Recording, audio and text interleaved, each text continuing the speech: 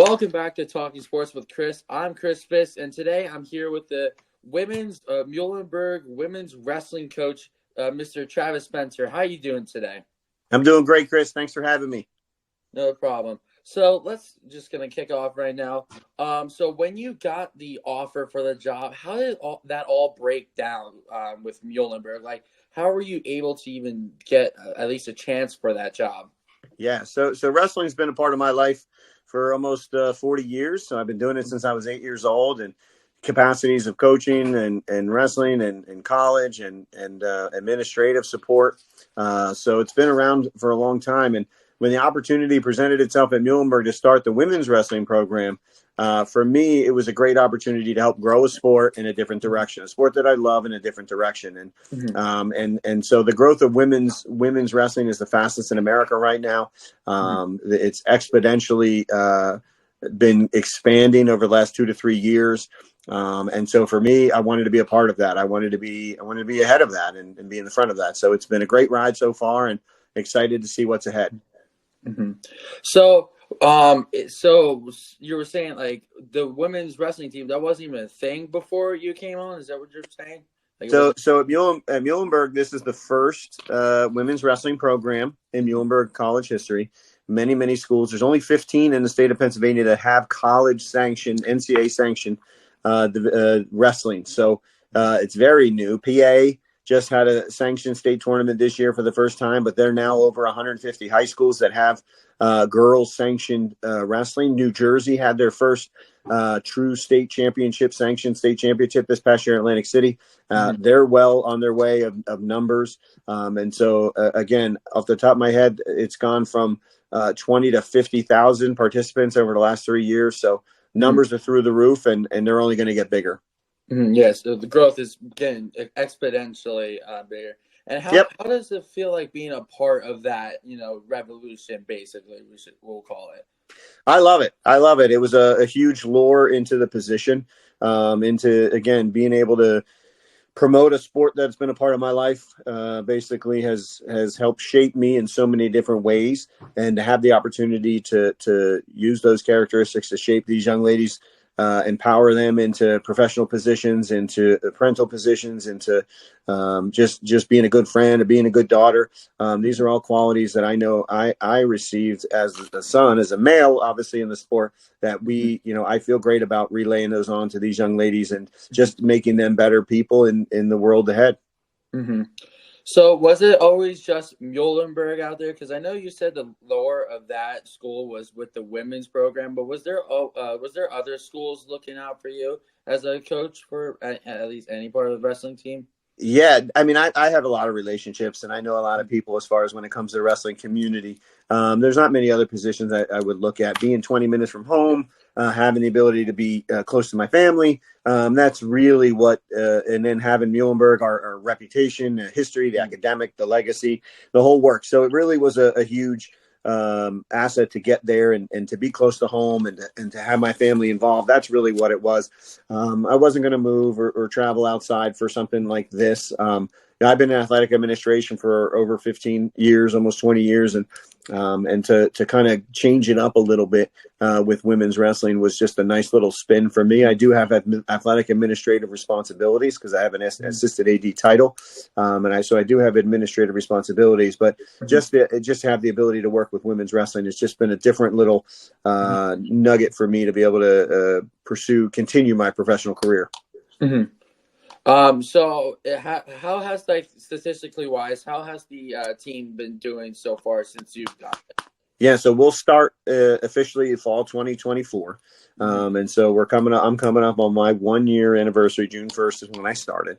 And so this past year was a lot of recruiting, marketing, awareness, speaking with teams, meeting coaches, relationship building.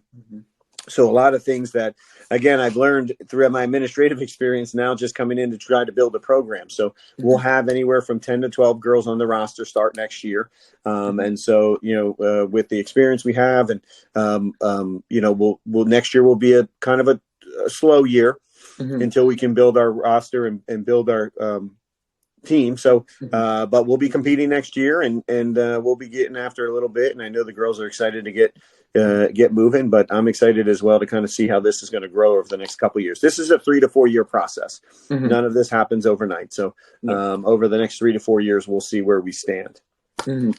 So has it been like tough, kind of getting people to start to join? Like, because I know it must have been hard to build from the ground up. What's that been like? Whether it's recruiting or even getting people that were already going to Muhlenberg College. Yeah, it was more difficult than I anticipated. I thought I could, sell it very quickly, but there's a lot of variables, and Mhm. and not just with Muhlenberg, but in your home, or financially, and travel, and this and that. So there's a lot of variables that have to go into play.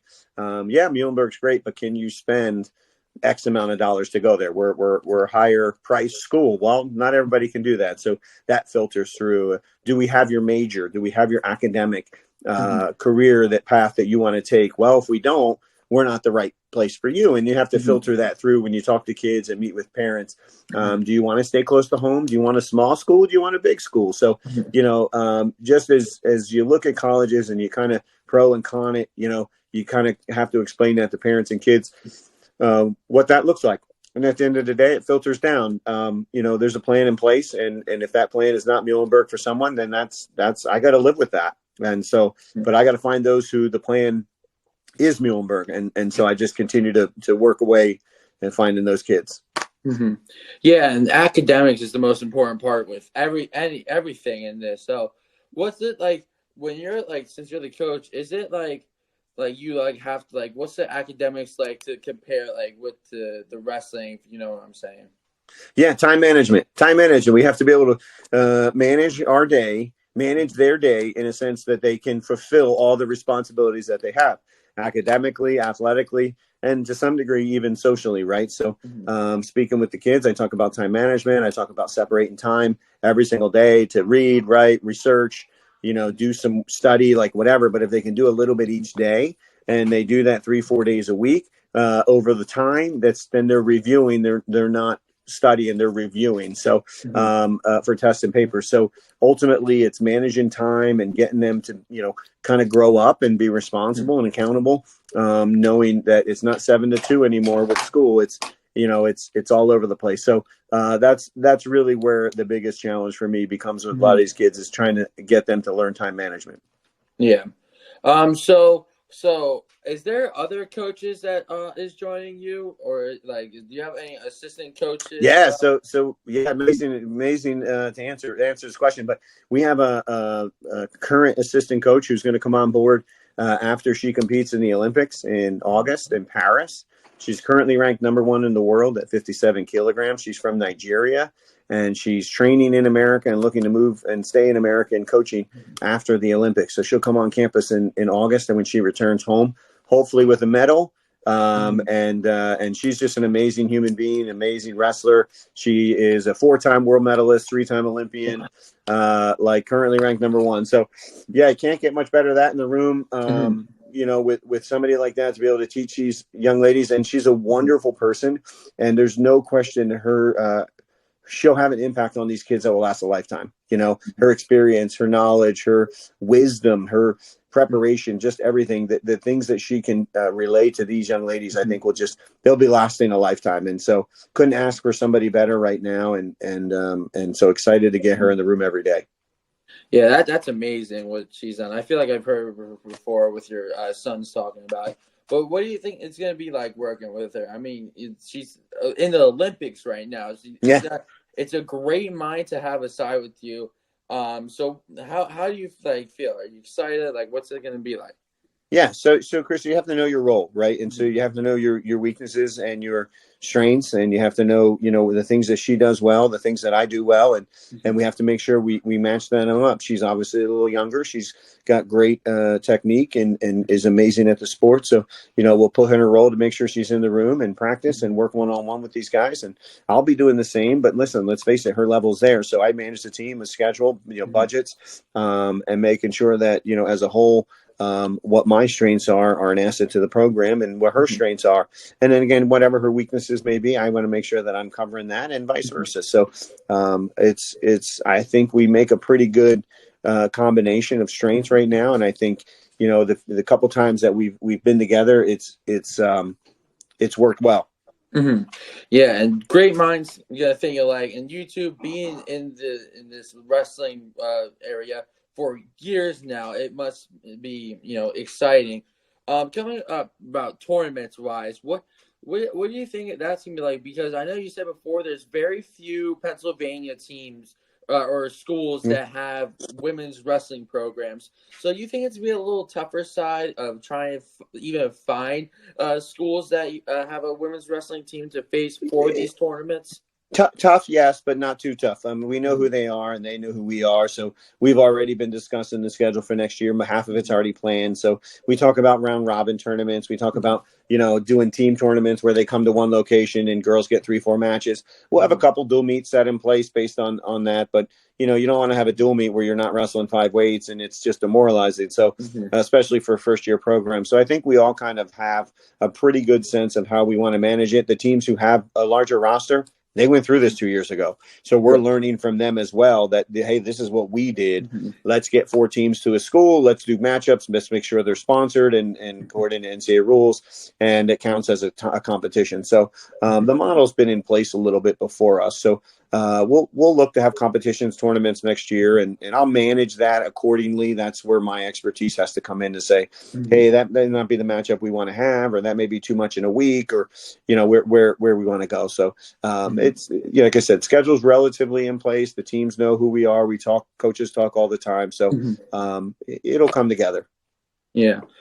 So off like the wrestling topic, just for a quick second, I know you worked for the Red Barons a long time ago. So like the Phillies, AAA affiliate prior to when they went to the Yankees. How was that like? Like it must be like amazing to work for a team like that with bringing like Chase Utley and big greats like that. What was that like for you? It was a great experience, Chris. It's too long ago. I don't remember much. No, I do Yeah. remember. I remember all of it. It was amazing experience. I was very fortunate from 1998 to 2004 to be with the Red Barons in the front office. The Phillies were the team, AAA team sanctioned there. So Jimmy Rollins, Chase Utley, Brett Myers, so many guys, Shane Victorino, Ryan Howard, Pat Burrell. I mean, Nick Punto. A lot of guys who were very much contributed to that 08-09 championship run that they had. They won and lost, right?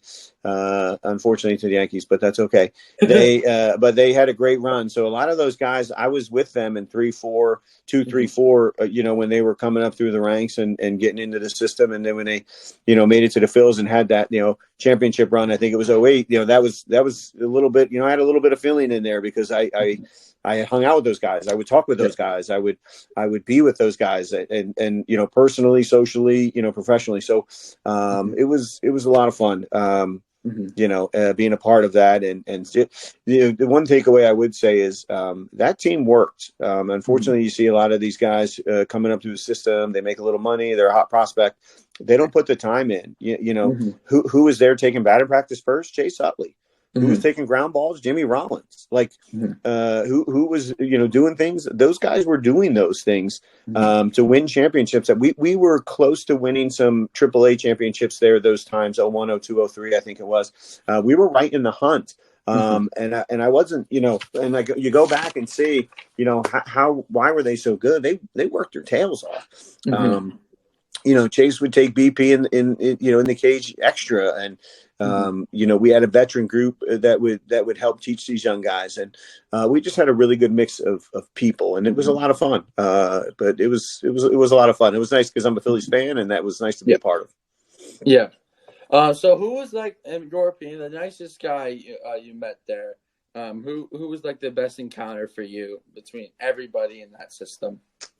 Well, it's a tough question. I've met a lot of great people. A lot of them Mm-hmm. you may never even heard of through the system, but guys who maybe almost sniffed big leagues or played. Doug Nickel was a relief pitcher for the Phillies. Jeff Geary was a Mm-hmm. relief pitcher. He had a really successful year with the Phillies, I think in 04 or 05, 06, one of those years as a reliever, middle reliever.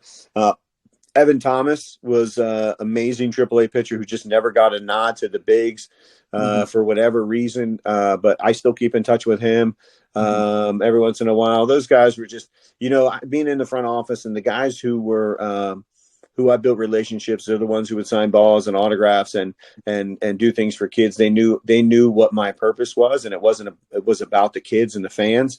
Mm-hmm. And so when I asked them something, they did it. There was no questions asked. There was others who wouldn't. There's others who were pricks and tough and, were egos above themselves. So, I'll leave those names out, but Mm-hmm. it's there, right? It's there. So, but those guys, Nick Punto, big leagues, 10, 12 years, Minnesota, St. Louis. I think he was in Oakland, Phillies for a little bit. Great guy. Mm-hmm. Those guys, there's a lot of good people, as you can imagine. And, Mm-hmm. you just kind of take over with those instead of the ones who aren't. Yeah.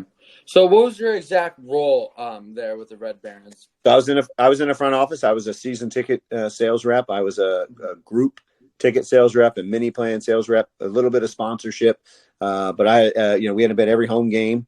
Managing our clientele, our season ticket holders, and our groups and stuff. So, I had 72 home games a year that year. So I was at 72 home games a year. Mm-hmm. It was a long summer. It was worth it. It was great, but they were long summers going on. Yeah. So do you translate the knowledge you learned there with all the players to coaching now with the women's wrestling team? Do you translate the things you learned from them? Yeah, I think what I would learn with the Red Barons is not everybody's the same. Whether you make $50 million or you make $50,000, so everyone is different. You have to treat people differently. It doesn't change how you treat them with kindness and respect, but it means how long you're gonna really stay around them. So and as I translate through college athletics at Lehigh and Centenary, met some very great people, met some not so great people. And so my advice is to, try to circle yourself with those people who have your best interest, who Mm-hmm. care about what you do and how you progress and want to see you succeed. And that's the people that you want in your circle. And if somebody's there and not lifting you up, you need to replace them. You need to get them out and find somebody who will, because at the end of the day, they're the ones that are going to bring you down and mess things up. And so, what I've learned in that time, and like I said, how it translates to college wrestling, that's how I recruit. Mm-hmm. I recruit girls who are going to be supportive, work hard, Mm-hmm. buy into what we're doing. They want to succeed. If there's drama or there's trouble, I don't need that anymore. And most Mm-hmm. coaches don't need that either. I don't care how good you are. So at the end of the day, I think answer your question of those 20 years, what does that mean? Pretty good sense of people. Surround yourself with people who have your best interest and want to lift you up, not tear you down, and then move forward. Mm-hmm. All right. So last question. What are some goals do you have for the women's wrestling team for this coming up season? My goal is to have everyone healthy. Mm-hmm. My goal is to see some success and be able to progress our program to a point where we're getting noticed and we're attracting more kids to come and want to wrestle for us. And so for me, wins and losses are great, but this first year, it's always tough. Yeah. I want to see each of our kids progress. I want to be able to, the goal for me is to have kids come to campus and our current kids say, this is amazing, you need to be here. And then they come in and buy into our story and sell our message. So that's my goal, is to create that type of environment this year where we work hard, have fun, and have success. Stay healthy. Yeah. All right. Thank you for coming on. I really appreciate it. You got it, Fisky. Anytime, buddy. Yep. You have a good night and good luck to the Muhlenberg women's wrestling team this coming up season. Everybody that's listening, go keep up to that. Show some love for them. Instagram, Muhlenberg Women's Wrestling. Follow us to get up to date. You'll see all the big news. Yep. Thank you. You have a great night. Thanks, buddy. See ya. See ya.